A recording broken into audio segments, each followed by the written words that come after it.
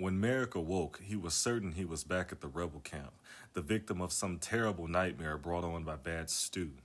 Surely his mother was about to sweep into his room, reprimanding him for sleeping so late. But even as he felt a wave of palpable relief, he knew it wasn't true. The blanket covering him was threadbare and moldy smelling, the room around him tiny and unfamiliar. Cuts and bruises suffered the previous night were announcing their presence. Slowly, he began to remember everything. Several times during the trek, the one called Loghain had become certain they were being followed. It vexed the big fellow, Dannon, when Loghain insisted on taking lengthy detours off their route. Maric didn't begrudge the extra caution, but by the time they reached the foothills, his legs had been ready to give out. They had spent 2 hours trudging in the dark, frozen to the core with barely a word exchanged among the three of them. He only dimly remembered reaching the camp itself and being surprised by the number of filthy tents scattered amid the rocks and bush. He had expected maybe a handful of outlaws, but here was an entire community hidden in the cliffs. He remembered a blur of suspicious eyes and whispered accusations greeting him. By then, Maric no longer cared whether they decided to lock him up or cook him for dinner. The sleep he needed desperately had at some point reached up and claimed him. A gentle sound of splashing drew Maric into the present. He made the mistake of opening his eyes to bright afternoon sunlight shining through a small window, making him wince. His vision was blurry, and his head throbbed with an insistent and unpleasant pounding. Blinking, his eyes adjusted enough to see, but there wasn't much to look at.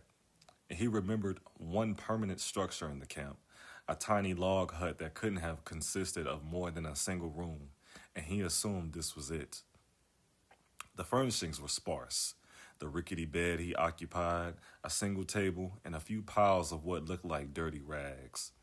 The only adornment was a wood carving hung above his bed, a blazing sun within a circle, a holy symbol. Maric flexed his shoulders, trying to cope with the pain. In the back of his mind, he registered the surprising fact that underneath the blanket he was wearing little more than his small clothes. "Did I wake you?" A voice came from beside his bed. He craned his neck and realized that a woman had been kneeling next to him the entire time, soaking a rag in a bowl of water. "I apologize. I am trying to be as gentle as I can." She sounded matronly and kind, and she wore red vestments that marked her as a priest of the chantry. He'd had a few opportunities to step into a proper house of worship since the chantry had come down in favor of the usurper long ago, but Mother had and still insisted on his education in such matters. He believed in the Maker and honored the sacrifice of his first wife and prophet Andraste as any other Ferelden might. Maric certainly knew a priest when he saw one. What was she doing in the camp of What was she doing here in the camp of outlaws? "Your Reverence?" His voice came out as a hoarse croak, and he coughed, intensifying the pounding in his head. He groaned out loud and laid his head back down to stop the spinning room from making him nauseated. The woman chuckled ruefully. "Oh, dear me, no. Nothing so grand as that." Maric now saw her more clearly. Age had weathered her, but gracefully. Her blonde curls had given way to gray, and her weary eyes were heavily lined. It was easy enough to see the beauty she had no doubt once been, long ago.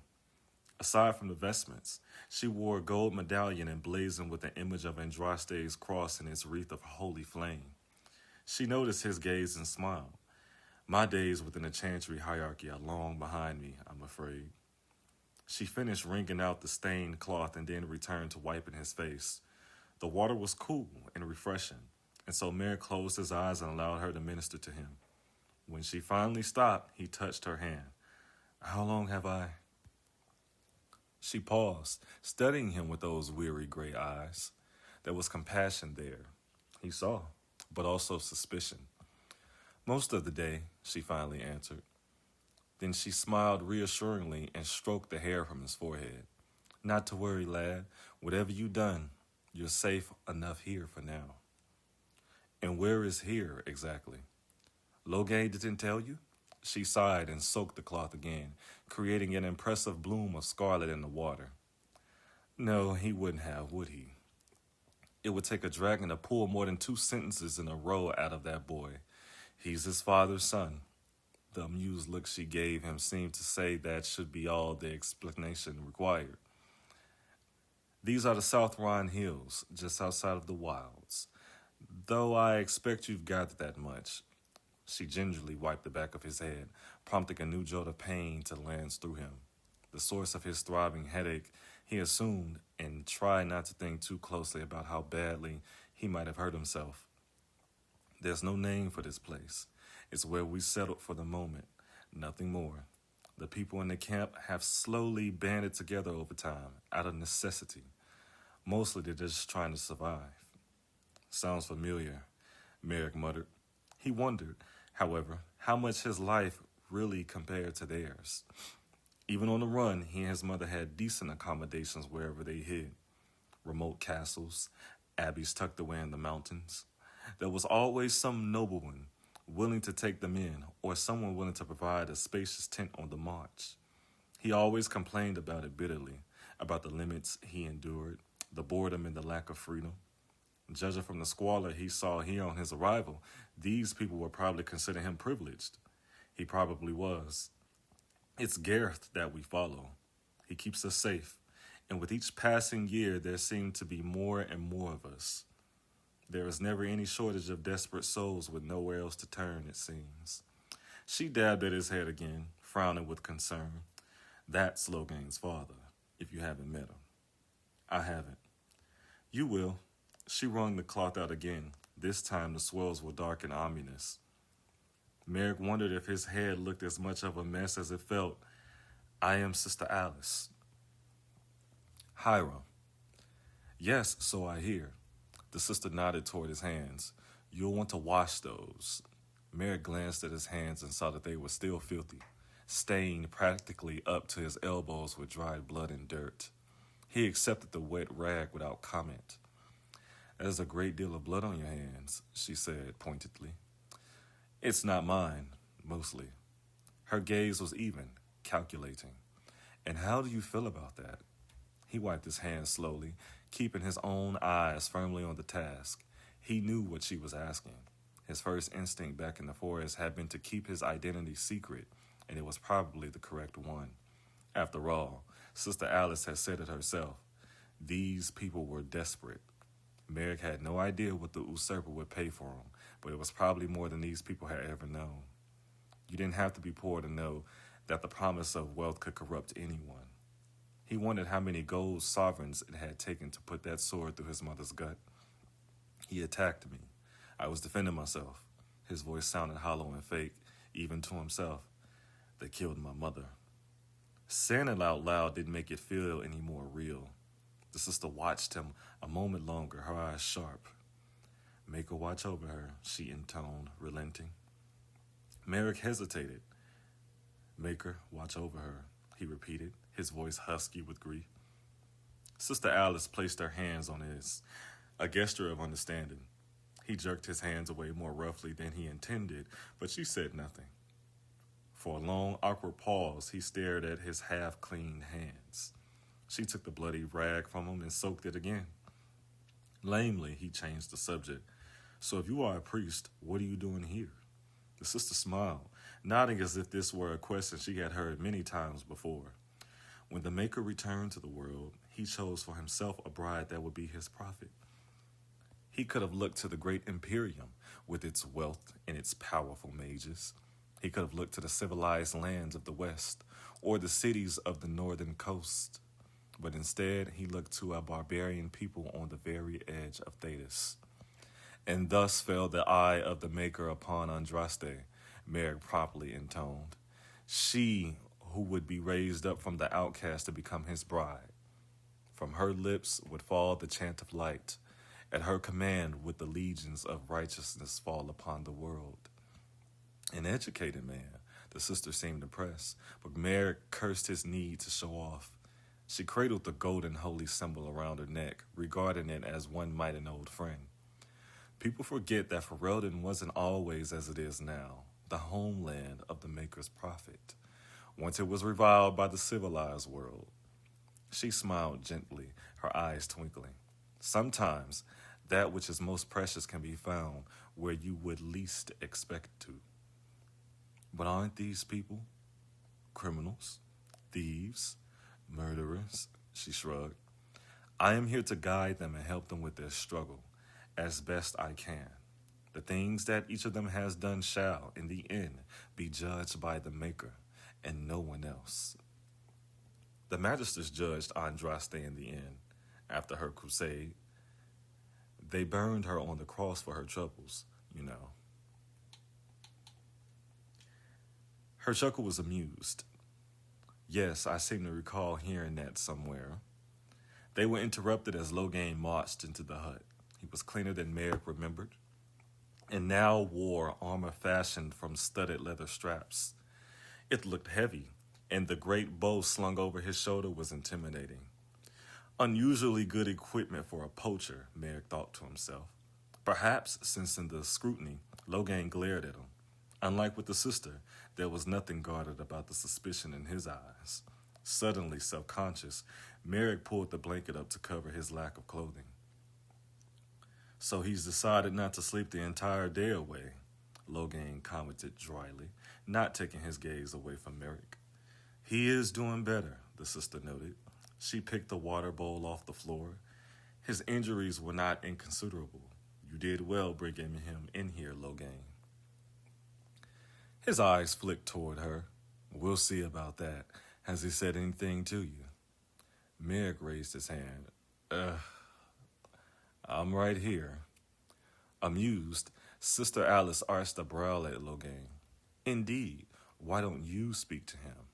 I intend to. Then to Maric, my father wants to see you. Not waiting for a reply, he spun on his heel and marched back out into the sunlight. The sister motioned toward a pile of clothing in the corner of the room next to the small table. Your boots are under the table. I'm afraid I had to burn everything else. There's nothing fancy in the pile, but I'm certain you will find something suitable. She turned to leave. Sister Alice, Maric called out. She paused at the door, looking back, and suddenly he found himself at a loss for words. I wouldn't keep Gareth waiting, was all she said, and then she was gone. Maric stepped out into the camp. In the bright afternoon, after it almost seemed like any other bustling village, clothes were being beaten on rocks in the nearby stream, rabbit meat was being smoked at several central fires, tents were being mended by clutches of chattering women, small children were scampering underfoot. They might have been thinner and filthier than he was accustomed to, but it was not at all that different from other places in Ferelden, though Elysians were hardly the kindest rulers. There was plenty of refuse about, enough to tell him they had camped here for months, long enough to build the hut he had just walked out of, at least. Several tough-looking men, garbed mostly in rags, marked Maric's appearance and openly stared at him with chilling, calculating looks. Loghain's fine leather armor was definitely the exception here. Looking around, it was easy enough to spot Loghain standing not far away and speaking to a larger man that Maric assumed must be his father. The man was dressed in the same kind of studded leather armor and had the same stern glower and same black hair, though there was far less of it and far more gray at his temples. Even had he been in the same rags as the others, there would be no mistaking who led these people. Maric had known men like this all his life, the sort of men who were commanders in his mother's army, the sort of men who breathed and lived disciplined their entire lives. Odd that he should find such a man here. Loghain finally noticed Maric standing amid the bustle and nodded so his father could see. That suspicious glare didn't let up for a second, and Maric wondered just what he had done since the last night to earn such hostility. It's because you lied to me and still are, he reminded himself, and also because you're an incompetent boob. The pair of men crossed the camp while Maric waited for them, squirming as he felt himself being sized up from afar. Right then he felt about as far away from being a king as he imagined he possibly could, cold and sore and awkward. He found himself wishing for his mother to ride in to his rescue. The rebel queen would have looked magnificent with her golden armor, blonde hair, and purple cloak fluttering in the breeze. It had always been easy to see why people loved her. These poor sods would all have fallen instantly to one knee if she were here, Loghain and his father included. But she wasn't going to come to his rescue any longer, and fanciful wishes wouldn't make it so. Maric firmed his jaw and did not avoid the two sets of icy blue eyes looking his way. Hiram, Gareth offered a friendly hand in greeting. Maric shook it and was immediately aware just how strong the man was. Gareth was hardly young, but Maric was certain Loghain's father could have folded him in half and tossed him about like a small child, and would hardly have worked up a sweat doing so. Yes, he gulped. Hello, you must be Gareth. That I am. Gareth scratched his chin, staring down at Maric as if he were a curiosity. Loghain stood a step behind, his expression now decidedly neutral. My son tells me you ran into a bit of trouble near Lotharing. You were being chased by band Seolik's men. There were others too, but yes, he nodded slowly. How many were there exactly? I'm not sure. It seemed like a lot. All in the forest? Band Seolik's men, not even from these parts. Do you know why they were there? No, Maric lied. The lie hung there while they stared at him, Loghain's eyes narrowing further. Apparently, Maric could add a terrible liar to his list of flaws. Not something he would consider a very kingly virtue, had his mother not constantly told him that the complete opposite was true. Suddenly, his throat felt dry and scratchy, but he stood his ground. They chased me after they killed my friend. Gareth pounced quickly. Your friend or your mother? Of course, Sister Alice had told him. Maric's mind was suddenly a whirl, trying to remember what he had and had not said so far. The effort made the lump on the back of his head throb. My mother is my friend, he explained lamely. And why were you and your mother in the forest? You know more business there than Van, surely. We were just traveling through. Gareth and his son exchanged a significant look that Maric couldn't read. The elder man sighed and scratched his chin thoughtfully. Look, Hiram, he began, his tone completely reasonable. With our situation here, we have to be very careful, always. If the king has soldiers out there, we need to know why. Maric said nothing, and Gareth's expression darkened with anger. He turned and gestured at the other people in the camp, some of whom had begun to gather around. You see these people? Gareth stated evenly. They are my responsibility. I aim to keep them safe. If those soldiers are coming this way. Maric looked around nervously, increasingly aware of the growing crowd he was attracting. He swallowed hard. I wish I knew. I shouldn't have brought him, Loghain swore. Gareth barely heard his son, however. Instead, he stared at Maric with a mystified expression. Why would they be after you? His brows furrowed.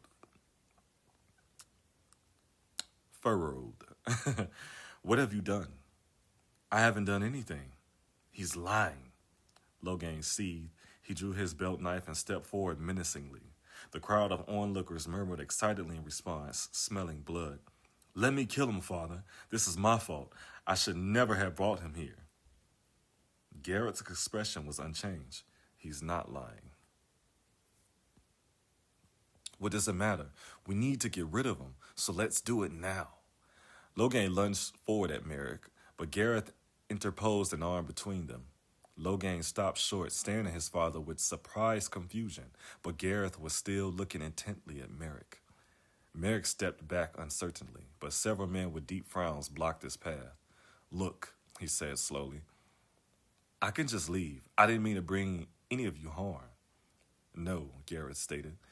It was the sort of tone that left no room for argument. He glanced at Loghain. How certain are you that you weren't being followed? Loghain considered the question. We lost them halfway back, no doubt about it, he grimaced. That doesn't mean they can't find us. We've been here too long. How many locals know we're out here by now?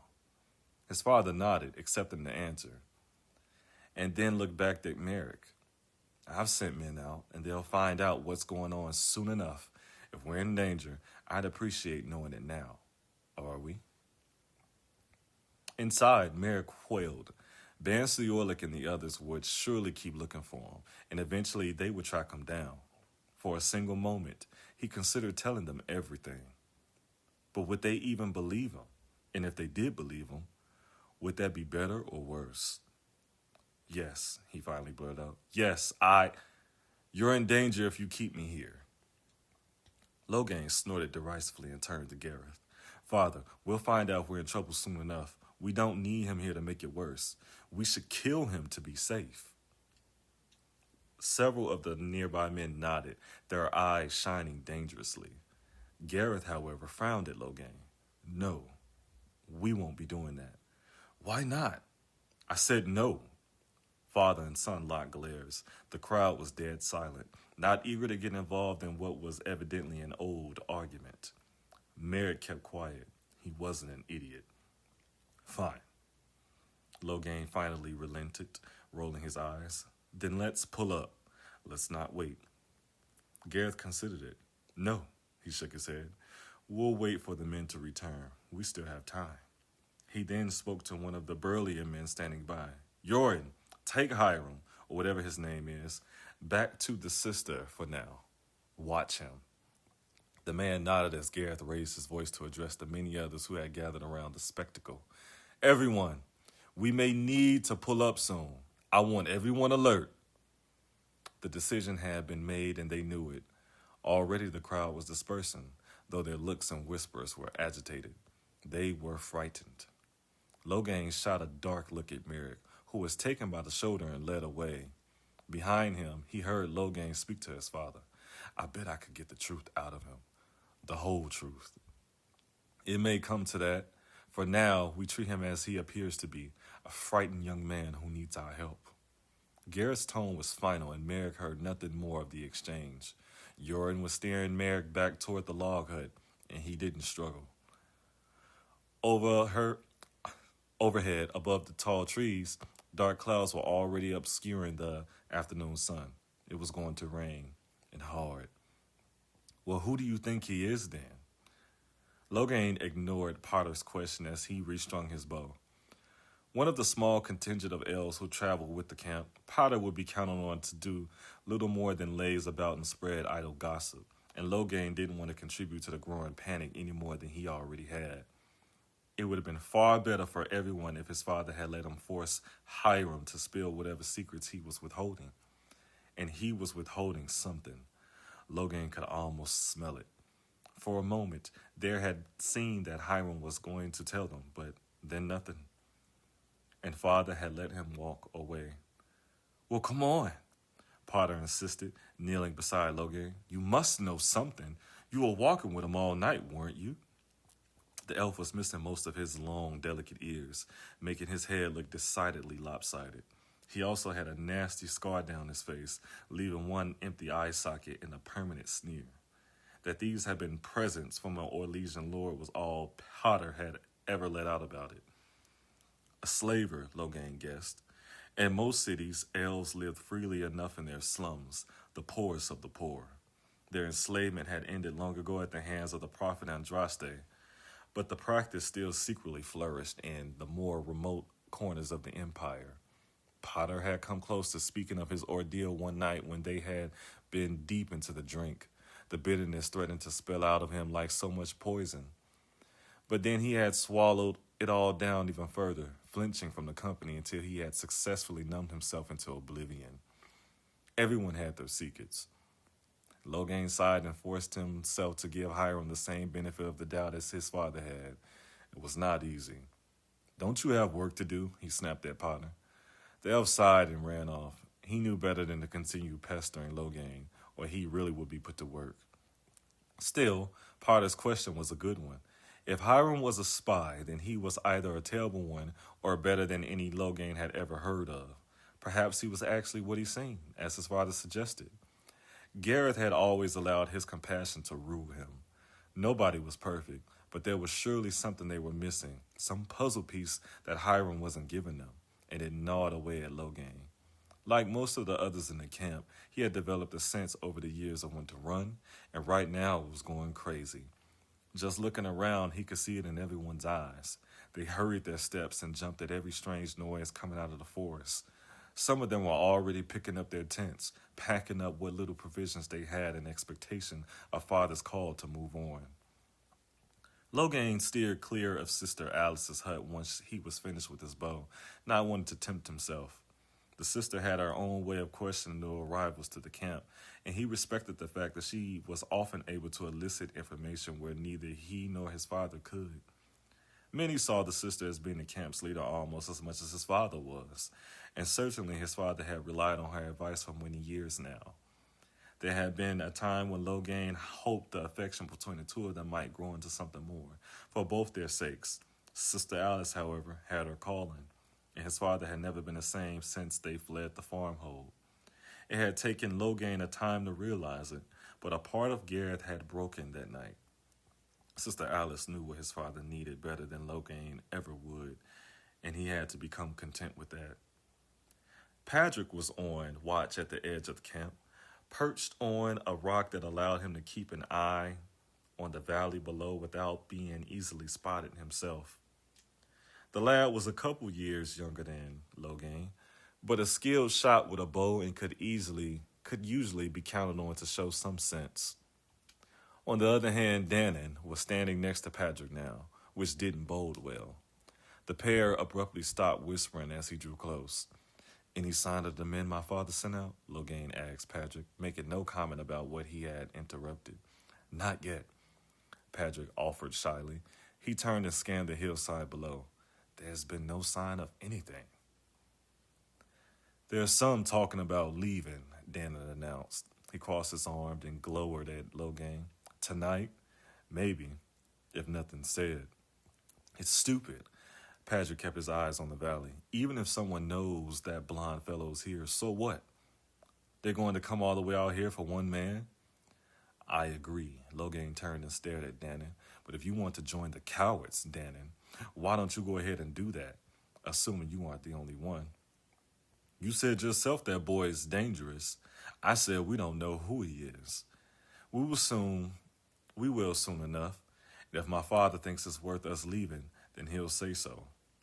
Dannon squirmed. "This was your doing," he groused. "You're the one that wanted to bring him, not me." With that, he hurried off. Patrick looked relieved to see Dannon go. He smiled thanks to Loghain and turned back to his watch duties.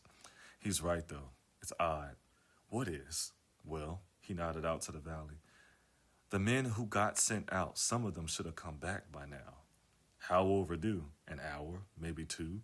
It hasn't rained yet, so I don't know. I was thinking Henrik would have come back, at least. He's been worried about his girl, with the baby and all." Loghain's stomach felt like it sank. "You let anyone know?"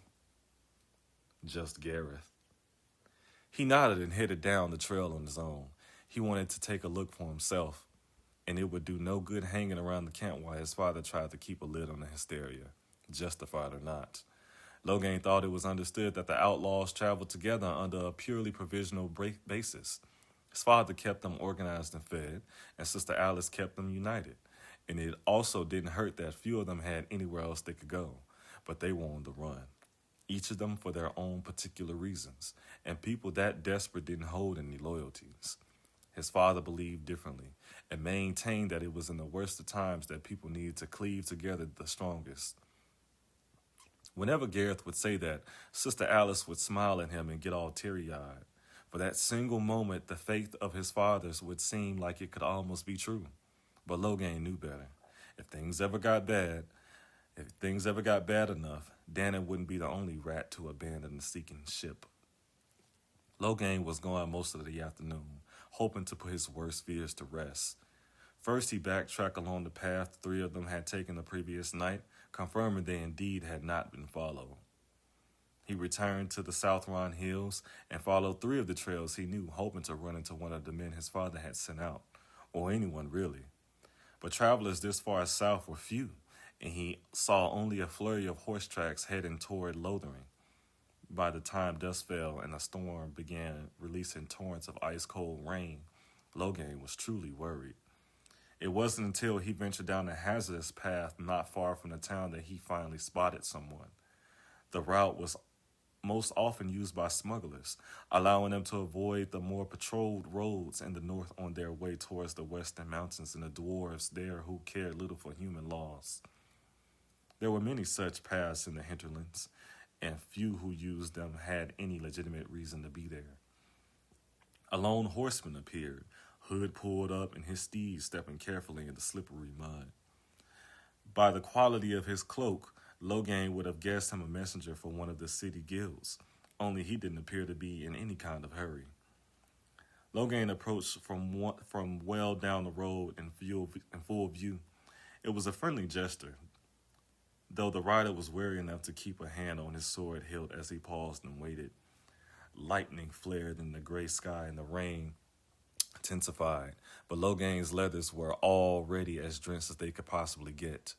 When he got within 20 feet, the rider backed his horse away and in half drew his blade. The message was clear. "You've come close enough." "Greetings," Loghain called out. When the rider did not respond immediately, he reached over his back and removed his bow, slowly putting it down on the ground in front of him. This seemed to reassure the rider somewhat, though the horse whined nervously and pranced about on the spot. "What do you want?" he finally called back. "I'm looking for friends," Loghain shouted. "Men dressed like me. One of them might have come down this way, I'm hoping." "I haven't seen anyone," the rider responded. "But Lothering is filled with so many people that are sleeping in the streets. It's insanity. Your friends are probably there, if anywhere." Loghain sheltered his eyes from the rain with a hand, trying to make out the rider's face under the hood. He couldn't. "Lothering is filled with people. You haven't heard?" The rider seemingly genuinely surprised. "With all the soldiers passing through, I would have thought half the kingdom had heard already." "No, nothing. The rebel queen is dead." The rider sighed sadly, adjusting his hood as the rain splattered down. "Bastards finally caught her in the forest last night, they say. I tried to see the body before I left, but there were too many mourners," the rider shrugged. "They say the young prince might be dead too. If you'll pardon my saying so, let's hope that isn't true." Loghain's blood went cold. "The prince," he repeated numbly. "With any luck, he's still out there somewhere. Considering all the soldiers I saw, he better be running for his life." As the rain continued to pour, the rider nodded politely and gave Loghain a wide berth as he passed by. Loghain remained where he was, his mind racing. Lightning flashed overhead. Lightning flashed high overhead. Maric picked listlessly at the suit that they'd brought him, idly curious about the exact kind of animal they had provided the gamey meat swimming in the broth. Finally, Sister Alice took the bowl away from him and returned to her sewing. She spent her time patching blankets and clothing, humming softly to herself all the while. He caught pieces of the Chant of Light, if he wasn't mistaken, though the exact verses eluded him. Truthfully, he had other things on his mind, such as getting out of the hut. He could hear activity going on outside, like they were packing the entire camp up. The sister denied it. Maric had asked 3 times if the men Gareth was waiting for had returned before the burly guard outside the door promised he would tell the sister immediately should the situation change, and it had not. Maric sat on the bed, fidgeting. He toyed again with the idea of confessing everything, but where would that get him? What would Gareth do, suddenly saddled with a fugitive who was far more dangerous than he had imagined? Better to get out, get away from these poor people, and find his way back to the rebel army. Yet the closed door and a single guard proved to be an incredibly effective deterrent to this plan. "An excellent start to your reign, King Maric," he chided himself. "This is the kind of first-class problem-solving that will serve you well when you take charge of the rebellion." "You're very hard on yourself," Sister Alice commented, glancing up from her sewing. She was wearing a set of delicate dwarven spectacles that reminded Maric of his grandfather, King Brandel. Brandel the Defeated, as everyone else remembered him. Maric himself remembered the man as being both very sad and very proud. His grandfather possessed a pair of golden spectacles that he would immediately hide whenever he was caught wearing them, lest someone think him going blind. As a child, Maric used to think it was a fun game to steal them and then race around the castle halls wearing them. At least it was fun until he was finally caught, usually by his mother. Mind you, even if she had to stifle her giggles at the sight of Garrick and those things, and reprimanded him mostly for his grandfather's benefit. Afterwards, in private, she would laugh and kiss his nose, pleading with him half-heartedly not to do it again. Please he ignored, of course. It was odd to remember that now. He hadn't thought of his grandfather in many years. He looked away from the sister and then remembered she was waiting for a response. I'm sorry. What? I said you're very hard on yourself. You're frightened. Anyone can see that. Her smile was knowing. Have you considered that perhaps the reason you're here, young man, is because the Maker led you here? Maric wanted it to be true. He stared at the floor until the sister returned to her sewing and left him be. Maric didn't want these people to be hurt on his account, and more it looked like his best option was simply to dash out the door the next time it opened. If they killed him before he got out of the camp, then so be it. At least he would no longer be putting them in danger. He kept his stare on the floor for some time, listening to the beat of the rain against the hut and the frenetic activity of the people outside. Men were yelling, things were being covered, children were giggling and being hustled into tents. The smell of fresh rain filled the hut, a scent that Maric had reveled in when he was young, because it meant mother might be forced indoors. But now it only made him anxious. He felt like he was waiting for Loghain to finally come and kill him. Garrett to command his release, another round of questions, waiting for something to happen. In time he slept, though only restlessly and without dreams. When the door to the hut finally slammed open, Maric was unsure how much time had passed. The rain had barely slackened, the air now thick and damp from it, and at some point the elderly sister had also fallen asleep in her chair beside the bed. She started awake, gasping in surprise, and clutched at the heavy amulet around her neck. Gareth was at the door, soaked to the bone, but those icy blue eyes shone with intensity. "Make us breath, Gareth," Sister Alice exclaimed. "What's wrong?" "Men, soldiers, coming through the forest." His mouth was pressed into a thin scowl, rivulets of water running down his armor and splattering on the floor. In 2 strides, he was at Maric and hauled him up off the bed by the scruff of his shirt.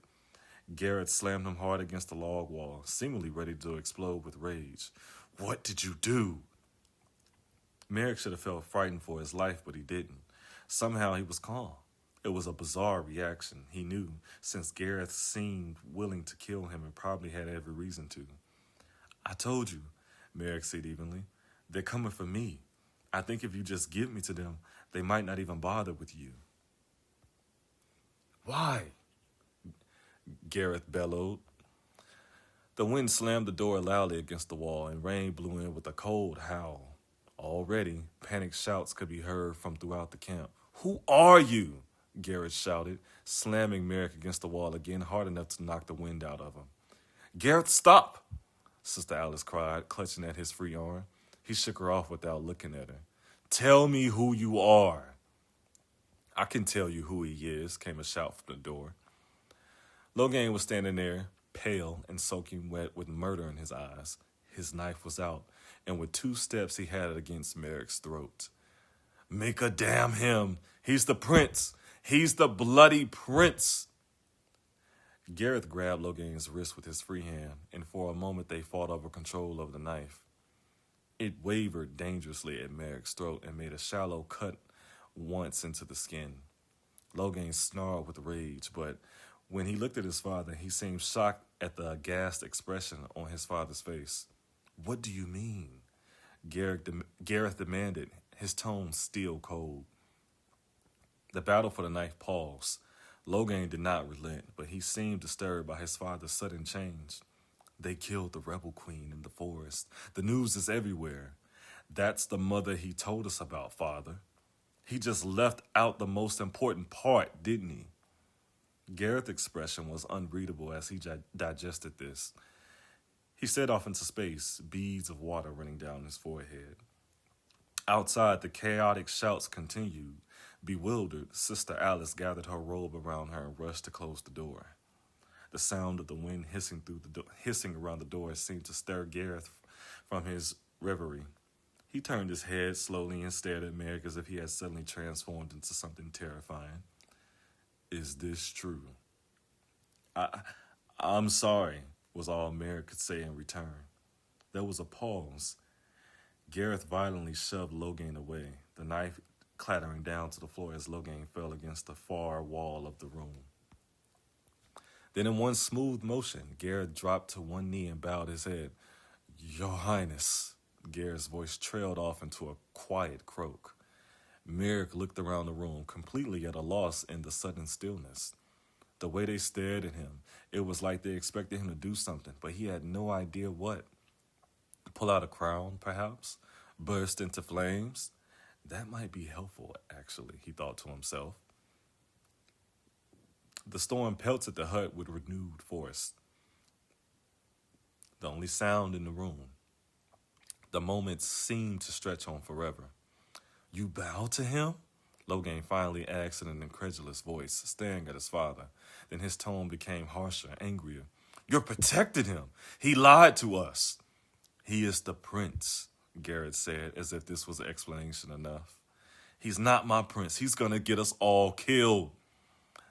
Loghain jumped to his feet and strode over to Gareth with purpose. Father, they aren't just coming through the forest. They're coming through the valley as well. We're surrounded, and all because they want him.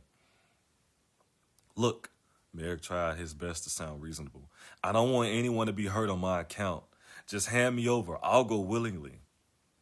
Make her preserve us, Sister Alice stared at Maric in dawning horror. Gareth stiffly stood up and walked over to the door, opening it. He stood there, looking out into the storm while they listened to the sounds of the people scrambling in the dark. His people. Off in the distance, terrified screaming could be heard, coupled with the deep-voiced shouting of strangers. They're here already, the sister asked in a tremulous voice. Gareth merely nodded. Then what are we to do?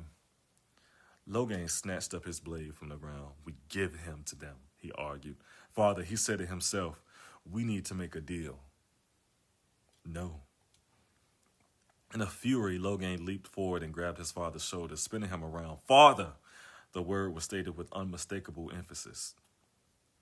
It said, listen to me. We don't owe him anything. Garrett's expression became sad, and with a gentle gesture, he reached up and removed Loghain's hand from his shoulder. Loghain did not resist, and the fury seemed to drain out of him as realization grew in his face. A witness to the moment that had passed between father and son, Maric didn't immediately understand it. Can you get him away? Gareth asked. Loghain looked numb, but he nodded. Wait, Maric protested feebly, raising a hand. What? Gareth sighed. We need to get you to safety, Your Highness. Loghain knows the forest. You can depend on him. With a swift motion, he drew his sword. I will buy you time. I and everyone I can gather. You could come with us, Loghain said to his father, his voice hopeless. They would just give chase. No, that won't do. He glanced over at Sister Alice, who was watching with tears streaming down her cheeks. I'm sorry, Alice. I had hoped for something else. She shook her head emphatically. Her eyes glowed fiercely despite the tears. You have no need to apologize to me, Gareth MacTier. Maric's sense of calm was rapidly draining away. Could they actually be proposing what he was hearing? Listening to the distant screams, it was all becoming real far too quickly for his liking. Stop, he cried. What are you talking about? This is madness. Loghain stared at him like it was Maric who had gone mad, but Gareth stepped up to him and put a strong hand on his shoulder. I served your grandfather once. Gareth's voice was firm and steady, and Maric stared up at him with wide eyes. The legions don't belong on that throne, and if your mother is truly dead, then it is up to you now to remove them. He paused, setting his jaw, and when he continued, his voice cracked with emotion. If I can help you do that, then I will give anything, even my life. Father! Loghain's protest died on his lips as Gareth turned toward him. Maric could tell that Gareth was resolute, and perhaps Loghain saw the same. Still, Loghain bristled with rebellion, furious at his father, perhaps for giving so much to someone they barely knew, the very person who had put them in danger. Maric could hardly fault him for that. Loghain, I want your word that you will protect the prince. I can't just leave you here, Loghain insisted. Don't ask me to leave you. I won't do it. That's exactly what you will do. Your word, Loghain. Loghain looked stricken, and for a moment it seemed he teetered on the point of refusal. He shot a deadly look at Maric, no doubt blaming him for it all, but Gareth awaited his answer. Reluctantly, he nodded. Gareth turned back toward Maric. Then you need to go, Your Highness, quickly. He was completely serious. Maric didn't doubt that for a second, and he believed that Loghain would keep his word despite how reluctant and torn he looked. Still, Maric was stunned. If only he had known, he clearly could have trusted this man as soon as he arrived.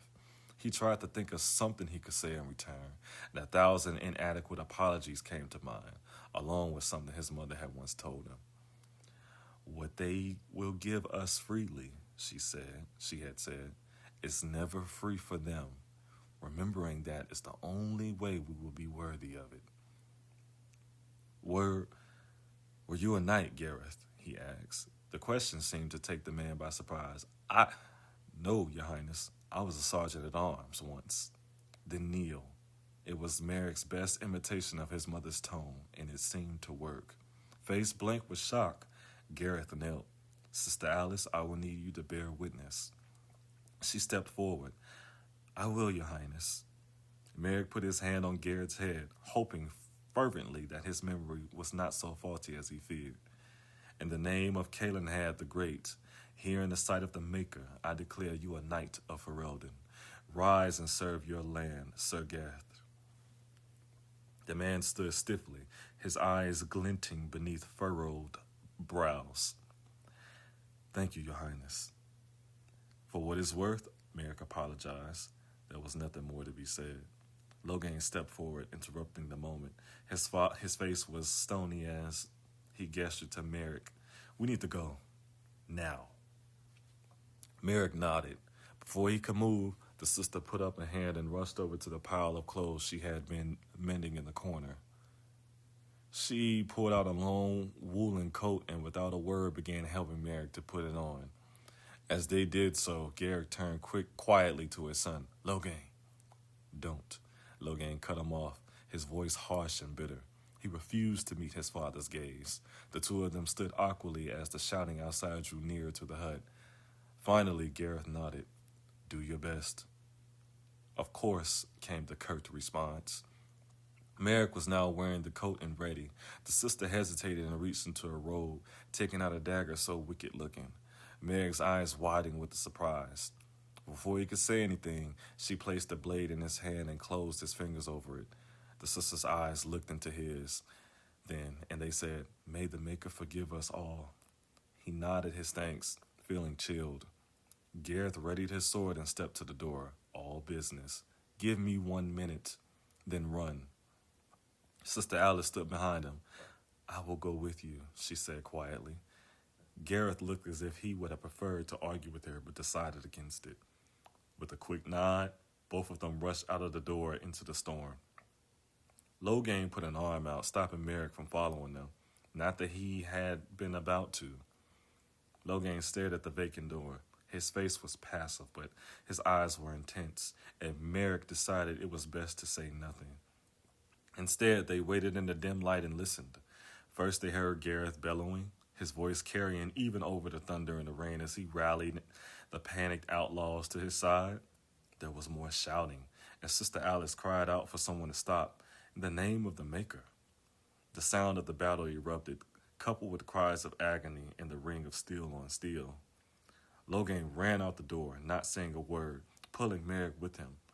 Maric almost stumbled, but kept his footing while dashing headlong into a sheet of freezing rain. Recognizing nothing in the rain and darkness disoriented him. Something large was burning nearby, and the sound of fighting surrounded him on all sides. He then felt a pull at his coat. Pay attention, Loghain snapped. Maric barely heard him over the commotion. Though the rain obscured much, he could make out the fight at the other end of the camp. He spotted Gareth, the big man swinging his sword in wide arcs and cutting a swath through soldiers that had undoubtedly expected nothing like this kind of resistance. But the soldiers were armored, and they outnumbered the handful of men Gareth had managed to rally. It was not going to be much of a battle. Others fled the camp in all directions, some gathering what little they could, and others scrambling just to get away as they realized the extent of the assault. Several bodies lay on the ground in Maric and Loghain's path, one of them of a young woman.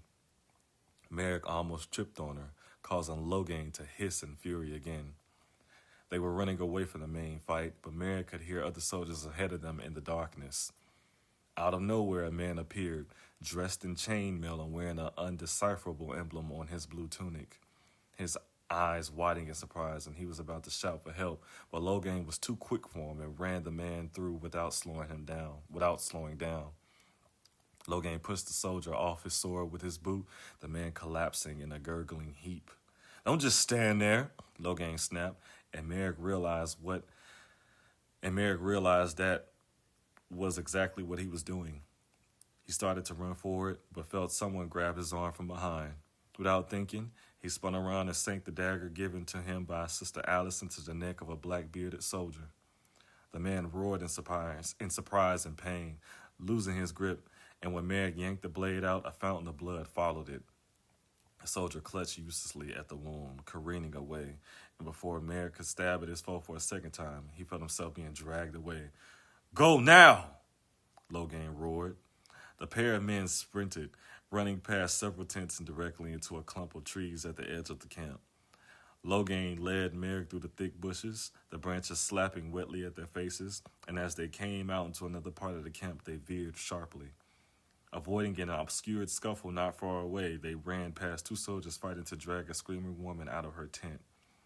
The soldiers did not even notice them pass, and when Maric slowed out of concern for the woman, he felt himself yanked forward again. Reluctantly, he did as he was bidden. Two more soldiers sprang up in their path, but were dispatched by Loghain with savage precision. The camp was little more than chaos and confusion. Maric heard the blood-curdling cries behind them and the sounds of people fleeing in every direction. He heard a child wailing and men begging for help, soldiers shouting orders and giving chase. It was all he could do to avoid keeping his foot on the mud and the grass. Loghain pulling him forward whenever he began to fall behind. It came as a shock when he realized that they had reached the edge of the camp. The hillside sloped down steeply into the forested valley below and into the Kokori wilds, the southern wilderness uninhabited by all but the savages and the most dangerous of creatures. No sane man went there. "Why are we stopping?" Maric asked, turning back to Loghain. He shivered with the cold, the merciless rain pounding down. Loghain ignored him, and Maric followed his gaze to where Gareth was fighting in the distance. He was far away, but the fire had spread enough that he could still be spotted even through the deluge. Heavily wounded and covered with blood, he had dozens of enemy soldiers surrounding him. His swings were becoming desperate. Maric knew that they should continue running and not waste any opportunity, but Loghain remained still, transfixed by his father's battle. Then, though their vision was obscured by the smoke and the Russian soldiers, they made out a defiant shout that ended abruptly. Gareth's final cry. Maric turned to Loghain to say something, but wasn't sure what that might be. He said nothing. Loghain's face was stone cold, his eyes glinting. Almost instantly, Loghain sprang to action. He grabbed Maric's coat once again, practically pulling him off his feet as they bolted down the hill. Loghain's voice was icy and low. "Stay close, or I swear I'll leave you behind." Maric stayed close.